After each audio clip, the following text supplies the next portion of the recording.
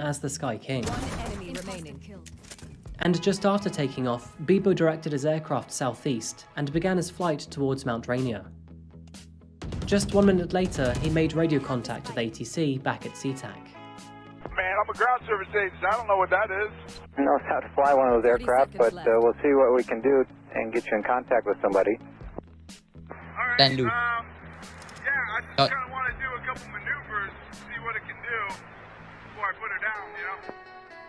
While flying around Mount Rainier, the turbulence, combined with his unprofessional handling of the aircraft, meant that he threw his lunch up all over the cockpit.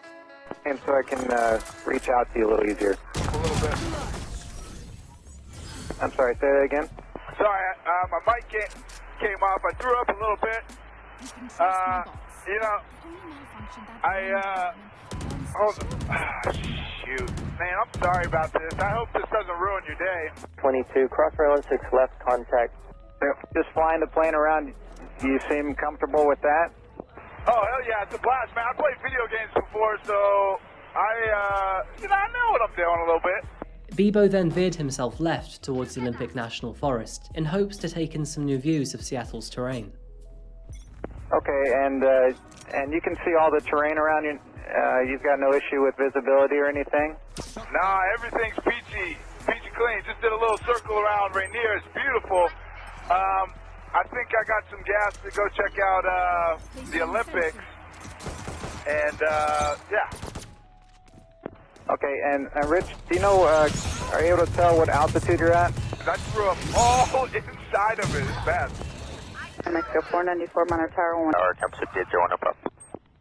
Yeah, that's all mumbo jumbo. I have no idea what all that means. I wouldn't know how to punch it in. I'm off autopilot. And by now, all aircraft was diverted away from Seattle's airspace to avoid any chance in colliding with his aircraft. No, I'm not taking you to any jets. I'm actually keeping you away from aircraft that are trying to land at SeaTac. Oh, okay, yeah, I don't want to screw with that. I'm glad you're not, screwing up everyone else's day.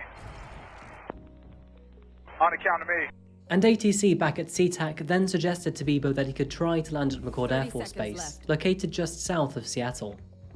There is the runway just off your right side in about a mile. Do you see that? That's McCord Field.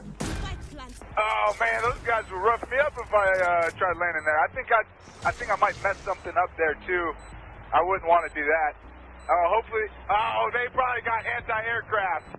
No, they don't have any of that stuff. We're just trying to find a place for you to land safely. Yeah, not quite ready to bring it down just yet, but holy smokes, I gotta stop looking at the fuel because it's going down quick. But he failed to take the suggestion. Simultaneously, it was at this point that ATC had fully learned that the pilot was Richard Russell, one of their very own grounds crewmen. 400 apparently is a grounds crewman with Horizon, I guess. Okay, Rich, if you could you start a left-hand turn, and we'll take you down to the southeast, please. Shortly after, at 8:15 p.m, two F-15 fighter jets finally caught up to Bebo. But they didn't fire at him. Instead, they tried to veer him away from downtown Seattle. This is probably like jail time for life, huh? I mean, I would hope it is for a guy like me. Well, Rich, we're not going to worry or think about that, but could you start a left-hand turn, please? Nah, I mean, I don't need that much help. I played some video games before. I would like to figure out how to get this cabin altitude. Like, I know where the box is. I would like to get some, make it pressurized or something, so I'm not so lightheaded. And when asked why he stole an aircraft, he related it to his minimum wage. Minimum wage. We'll chalk it up to that. Maybe that'll grease the gears a little bit with the higher up. Maybe, yeah. 16 left, American 7, Alaska 691. Damn it, Andrew! People's lives are at stake here. Now, Rich, don't say stuff like that. Nah, I didn't tell you. I don't want to hear no one. I just want you to whisper sweet nothings in my ear. Hey, you think if I land this successfully, Labs will give me a job as a pilot? I think they would give you a job doing anything if you could pull this off. Yeah, right. Nah, I'm a white guy. Hey, I want the coordinates of that orca with the, you know, the mama orca with the baby. I want to go see that guy. At this stage, Bibo was more than aware of the aircraft's fast diminishing fuel. He knew that he didn't have a great amount of time left before it would run out. And in that moment, started reflecting on his actions and his life. I got a lot of people that care about me, and it's going to disappoint them to hear that I did this. I would like to apologize to each and every one of them. Just a broken guy. Got a few screws loose, I guess. Never really knew it till now. Just, you know, man, have you been to the Olympics? These guys are gorgeous. Holy smokes. But that wasn't enough. Bibo wanted to do a barrel roll. Alright, hey, pilot guy, can this thing do a backflip, you think? I think I'm gonna try to do a barrel roll.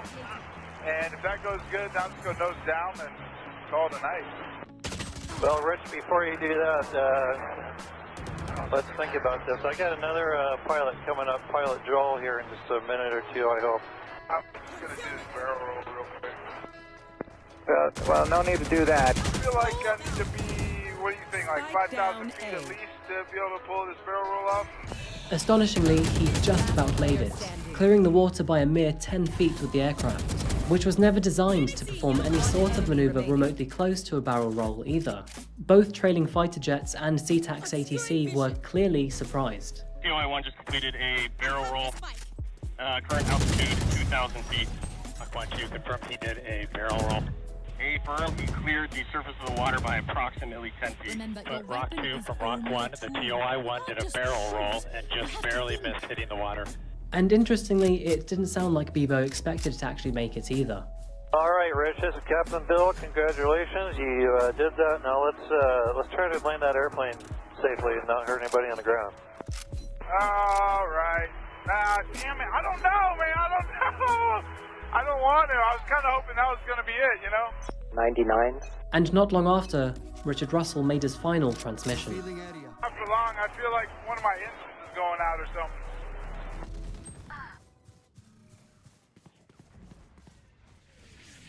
Obscuring. Perfect accuracy. Concealment. That would be the last time that anyone would hear from Richard Russell. Because only moments later, at 8:46 p.m, his aircraft would slam into the woodlands of Ketron Island, a sparsely populated island found in Puget Sound. And with his speed, angle, and area of impact, the crash would have very likely killed him instantly. One enemy remaining. Even if not, the 2-acre fire caused by the blast would have stood in his way instead. Being in a dense woodland in the middle of a remote island, it would take over 40 minutes for first responders to reach Bibo's crash site. And by now, the entire area was either ablaze or charred. FBI concluded that Bibo, who would later become known as Sky King, turned his aircraft's nose down in an act to take his own life. He deliberately picked a remote place to avoid any casualties to other human beings. Spike down B. Shortly before his descent, and while he was still alive, he actually texted his wife to say that he loved her and that she deserved better. And whether she found out about her husband's fate through text messages or through media, it's not actually known. The FBI would also eventually conclude that Bibo, who had acted alone, was not connected to any criminal plot or terrorist ideology. But along with investigations, when family, friends and colleagues were interviewed, there was never really a clear reason why Bibo decided to steal a plane and take his own life. Sure, they did recognize his voice and mannerisms, but his actions didn't fit his personality or his usual demeanor. And another great surprise, not to those who knew of Bibo, but to pilots around was made aware of Bibo up in the sky. And so people went outside and just watched as he flew around. But the real story is not the aerial stunts that Bibo was pulling in the sky. It was the strange, calm conversation that Bibo had with the air traffic controller the whole time he was up in the sky. The extremely professional, very calm air traffic controller tries to convince Bibo that he really needs to come down and land this aircraft. And he begins telling him where he can go, different airfields, and if he needs to, he can land out in the Puget Sound, but Bebo kind of laughs it off and says, you know, I wasn't really ever trying to land this plane. I just wanted to do a couple maneuvers before I put it down. And so as Bebo soared through the sky, this controller tries in vain to convince Bebo to stop what he's doing, and Bebo's just completely ignoring him and cracking jokes with him and telling him how he just loves the scenery up there and how beautiful it is. And then at one point, Bebo becomes remorseful and he says to the controller that he really hopes he hasn't ruined his day, and he feels really bad for the people that he's inevitably going to hurt. And then in Bebo's most poignant moment, he tells the controller that he's just a broken guy and he's got a couple of screws loose and he didn't know it until now. Towards the end of the flight, Bebo tells the controller that he's going to try for one more barrel roll, and if it goes well, he's going to go nose down and call it a night. The controller tries to convince him that it's still possible to try to land, but at this point, Bebo's not listening. At 8:45 p.m., the nose of the plane was seen pointed straight down at the Earth. 1 minute later, at 8:46 p.m., Bebo intentionally crashed into a small island off the coast of Seattle. He was the only fatality in the crash. Here is a condensed version of some of the commentary between Bebo and the air traffic controller, along with some of the real footage of him flying the plane. I just kind of want to do a couple maneuvers, see what it can do before I put her down, you know? Approach welcome, final runway 16 right. Welcome. Man, I'm a ground service agent. I don't know what that is. There is the runway just off your